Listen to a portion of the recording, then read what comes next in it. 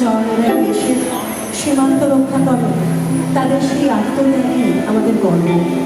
আসাম থেকে গুজরাট কিংবা কাশ্মীর থেকে মাদ্রাজ, শত ভাষা শত ভেদাভেদ সত্ত্বেও আমরা সকলেই এক সূত্রে গাঁথা।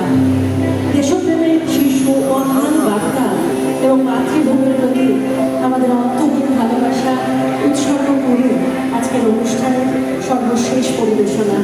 আসুন সবাই মিলে একসাথে আমরা সুর গাই দেশমায়ের চরণে।